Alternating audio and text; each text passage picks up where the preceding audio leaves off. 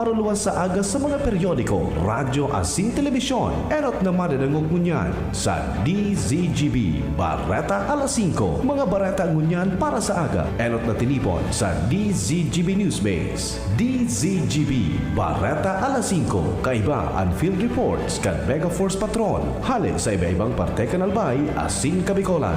Ngunyan, uya ang sa idong tagapagbareta.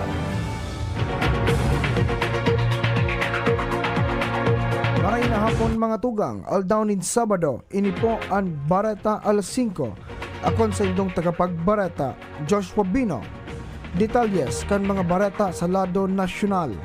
Posibleng sumakat sa Sangatos Mill ang mairehistrong kaso ng dengue pag-abot kan bare months. Sa Malacanang Insider, sinabi ni Health Secretary Ted Herbosa na kada bare months nagkakaigwanin makusog na pag-uuran na piglalaoman na sasabayan panin lanin niya na gustong-gusto kan mga lamok na may darang dengue. Dahil kini, nahadit ang Department of Health o DOH na baka magresulta ini sa outbreak kan kaso ng dengue. Sa ngunyan, wala pa nin dengue outbreak sa nasyon, alagad bako malabog na mangyari ini kung malangkaw nin sobra sa Sangatos Mill ang mairirehistrong kaso kada taon. Siniguro man ni Herbosa na makaskas na ang pag-detect kan dengue dahil sa sarong klase ng rapid test para madeterminaran kung may dengue o wala ang sarong individual. Suportado ni Senador Ronald Bato de la Rosa sa ipinalawas na memorandum kan the Philippine National Police o PNP na dain na pakuahon in drug test, psychological as in psychiatric examination ang mga aktibong police as in soldados para sa pagkuha ng permit o lisensya para sa badil. Sigun kay de la Rosa, suportado niya ang naging lakdang na ini ni PNP Chief Police General Romel Marbil dahil nagiging redundant sana para sa mga unipermadong tauhan ang pagkuapanin panibagong mga drug as in neurotest para sa pagkuha ng lisensya sa badil. Pinahayag kan senador na periodic o regular naman ang pagkondukta ng drug test as in neuropsychiatric evaluation sa mga pulis as in soldados kaya magiging economically unwise kung magastos pagiraray ang mga tauhan kan PNP as in Armed Forces of the Philippines para digdi. Matapos ang tulong simanang bawas presyo sa produktong petrolyo, inanunsyo kan Department of Energy o DOE ang pagkakaigwanin paglangkaw ng presyo sa masunod na simana. Base sa kadawang kalkulasyon, makawat poon 65 sentimos sagkod 90 sentimos ang ilalangkaw kada litro kan gasolina, mantang ang diesel as in kerosene ang may paglangkaw na hali sa 95 sentimos sagkod 1.G sa kada litro. Saro sa mga nahihiling na dahilan sa tensyon sa Middle East. Sa aldaw pa kan Lunes maaaraman kung gurano ang posibleng paglangkaw kan presyo na pigpapautob kada aldaw nin Martes.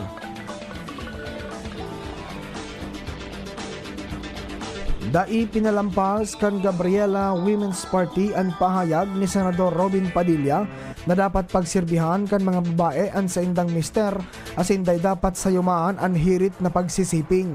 Parundom ni Gabriela Party List Representative Arlene Brosas kay Padilla, day dapat periton kan mga lalaki ang sa indang misis na magsayuma sa pakikidurog dahil ang mga kababaihan anday dapat ikonsiderar na sexual objects. Para kay Brosas, makahadit ang pahayag ni Padilla katakod sa martial rights as in saro ining patunay na dapat nang amyendaran ang anti-rape law.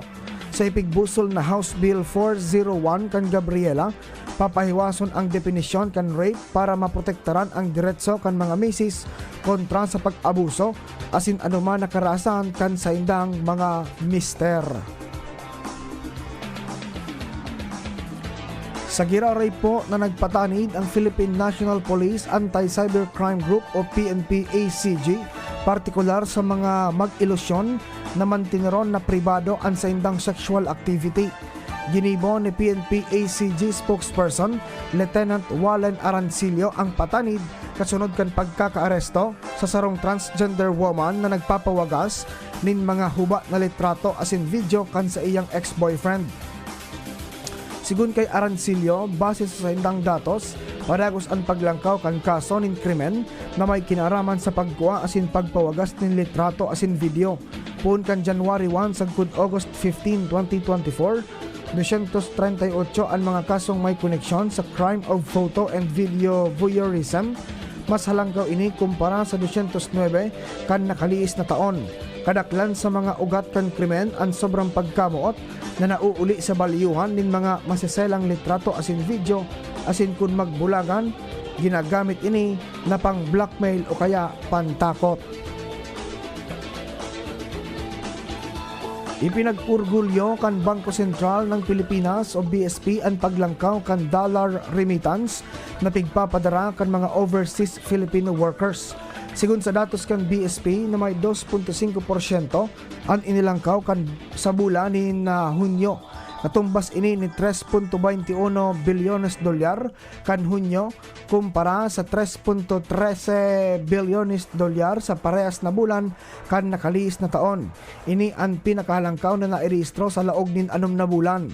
Sa laog kan primerong 6 na bulan, may 18.1 bilyon dolyar o 2.9% na mas halangkaw sa 17.59 bilyones dolyar na nairehistro kan nakaliis na taon. Nagpasalamat ang Senado sa irarom kan pamamayo ni Senate President Chis Escudero sa padagos na pagtubod kan publiko sa saindang performance. Ang pahayag na ini kasunod kan na-receiving very good na performance rating na nakuha kan Senado base sa resulta kan Social Weather Station o SWS survey para sa second quarter kan 2024. Sinabi ni Senate spokesperson Attorney Arnel Banyas na ang rating na ini ang nagpapatunay sa commitment kan kada senador na magserbi na may integridad asin dedikasyon. Sa resulta kan survey na ginibo poon kan June 23 hanggang July 1, 2024 nagluwas na 66% kan mga hinapot ang kontento sa trabaho kan Senado mantang 16% ang baku kontento. Sa kabilugan, nakakuha ang Senado ni net satisfaction rating na plus 50 points na may kukonsiderar na very good.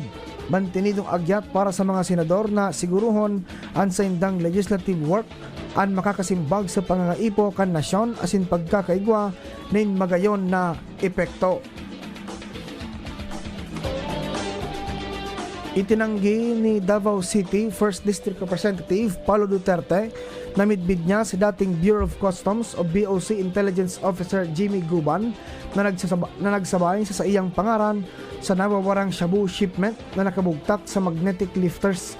Sa pahayag na ipinalawas ka nasabing opisyal, da imidbid si Guban asin da niya midbid ini. Wara ining nahihiling na rason na patakoton si Guban dahil ni minsan day nag-cruise ang saindang landas.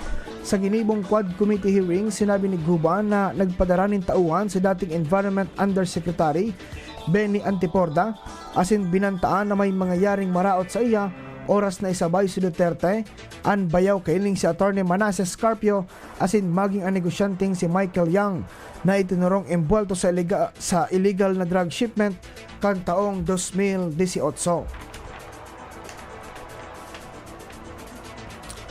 Sobra sa 300 tonelada ng mga smuggled na gulayon kaibahan ang mga sibuyas asin carrot ang nadiskubre kan Department of Agriculture o DA sa sarong warehouse sa Navotas City.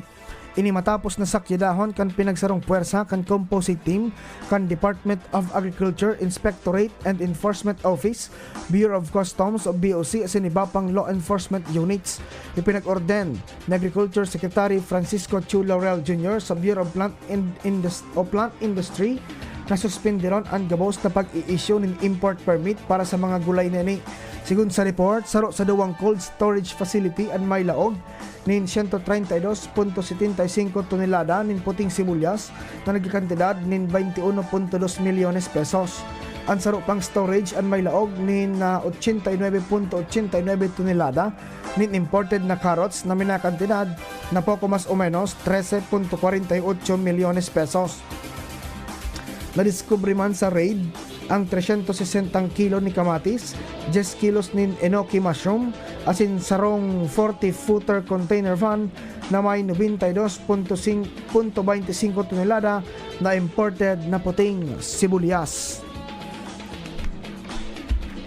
Mga tugang sa Oktubre pa po mamamatayan ang epekto kan Executive Order No. 62 o ang bawas taripa sa imported na bagas. Paliwanag ni Agriculture Secretary Francisco Chu Laurel, July 7 kan maging epektibo ang orden kaya sako pa kan 35% tariff ang mga stocks nin bagas na inangkat poon kan Enero sagkud Hunyo. Sa irarom kan EO62 ibinaba sa 15% ang taripa sa imported rice hali sa dating 35%. Obheto kay ning mapababa ang presyo kan bagas na major contributor sa halangkaw na inflation rate. Sa pinakaultimong datos, nagkakawat sa 45 pesos sagkud 50 pesos ang presyo kan kada kilo ng local regular milled rice, 45 sagkud 54 man ang well milled. Mababakal naman sa 47 pesos ang imported regular milled rice mantang 51 sagkud 55 pesos man ang well milled rice.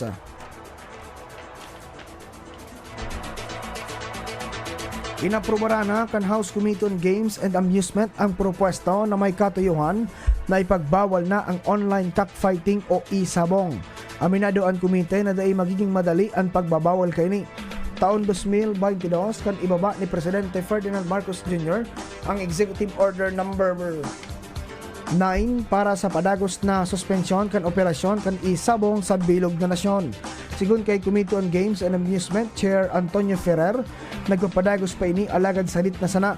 Dagdag pa kan legislador na wara nin police powers ang pagkor para sa regulasyon kini. Ipinuntuman ni late Representative Richard Gomez na kaya nagpapadagos ang isabong dahil sa pagsadiri ini kan maimpluwensyang tao. Sa nakaliis na pagdangog kan Senado, sinabi ni PAGCOR Chair Al Tenco na may 2,000 na isabong pa ang nag-ooperate sa bilog na nasyon. Hinagad man ni Camarines Sur Representative Arnie Fuentebella na bisitahon kan mga pulis ang mga bulangan asin kumpis karon ang mga kamera na pinagagamit sa pag-livestream kan mga kawat. Posibleng bumalik pa ang inapod na monster ship kan China Coast Guard sa Sabina Shoal sigun kay West Philippine Sea Monitor asin US Maritime Security Expert Ray Powell. Naghali ang nasabing Chinese vessel sa shoal bilang parte kan normal rotation kini. Matatandaan na kanakalis na simana kan maghali ang monster ship sa Sabina Shoal kung sa'y nagbabantay ang barko kan Philippine Coast Guard na BRP Teresa Magbanwa.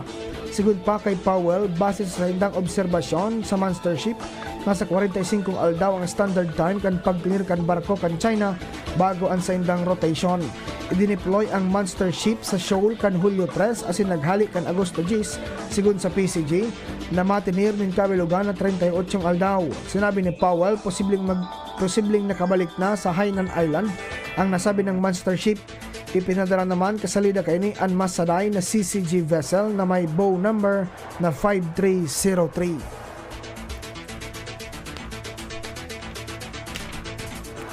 Padagos ang mga pinagigibong operasyon kan Philippine Coast Guard o PCG sa Bataan, katakod kan mga naglubog na barko sa kadagatan duman sa lugar. Sa pinakaultimong update, matrayumpong nakolekta kan mga otoridad ang poco mas o menos 2,500 litro nin crudo hali sa naglubog na MT Terra Nova. Aktibo man ang kinontratang sailor sa Ground Zero para maghalit nin mga debris asin maghanda nin dugang na gamit para sa pagpapadagos kan operasyon. Mientras, mahigot na pigbabantayan kan mga tauhan kan Coast Guard ang sitwasyon sa Ground Zero kung sa'y nag-spray nin dispersants na sa crudo hali sa container booms. Sa katakod na operasyon, nagkukondukta man nin pagpapatrolya ang Coast Guard sa baybayon kan Barangay Cabcaben, Mariveles, Bataan. Harani sa pinaglubugan kan MTKR Jason Bradley para masusog kung may tada pa kan oil spill. Dagdag padigdi, ang pagkondukta ng assessment kan BRP Malamawi sa kadagatan sa palibot para siguruhon na wara na nindugang na kontaminasyon sa lugar. Sinabi kan Coast Guard ang sa indang pag-monitor sa palibot kan MV Merola 1 kung sa'y naghahanda nin mga kagamitan para sa pag-transfer kan barko. Nangolekta man ng mga sampul kan crudo para sa eksaminasyon. Piglalauman man na makakatabang ang pag-abot kan oil pumping machine halik Singapore para mapakaskas ang oil recovery operations para sa naglubog na tanker sa Bataan. Barata po mga tugang, sa ibang nasyon, gadan ang 12 inmates matapos ang nangyaring prison break sa St. Mark City sa nasyon kan Haiti. Sinabi ni Mayor Miriam Fievre, ini ang pantulong beses ngunya na bulan kung saan ang insidente ang dahil sa gang war. Makaskas man na kontrol kan mga otoridad ang kariribukan sa nasabing kulungan na may sobra sa 600 na mga inmates. Nagkakaigwa man rin mahigot na investigasyon ang mga otoridad sa nangyaring prison break. Baretang Sports, planong magbakasyon muna ni double Olympic gold medalist Carlos Yulo matapos an sa iyang panggana sa Paris Olympics. Sinabi ni Gymnastics Association of the Philippines o GAP President Cynthia Carion na oras na matapos ang kabus ng mga public engagement kini mabakasyon muna ang nasabing atleta. Nagkakigwaman ng halipot na training bago magpahingalo. Nagkapera sa mga plano kini ang paglibot sa mga magagayon na lugar sa nasyon, arog kan Boracay, asin Palawan, na daing niya pa nadudumanan. Yan po mga tugan Italias kan mga bareta ngunyan para sa aga. Mga bareta pong maruluwas, mababasa nindo sa mga periodiko nasyonal. Alagad enot ng nadangog sa Radyo DZGB. Ini po ang Bareta alas 5. Ako ang sa indong tagapagbareta, Joshua Bino. Salamat po kan sa indong pag-antabang.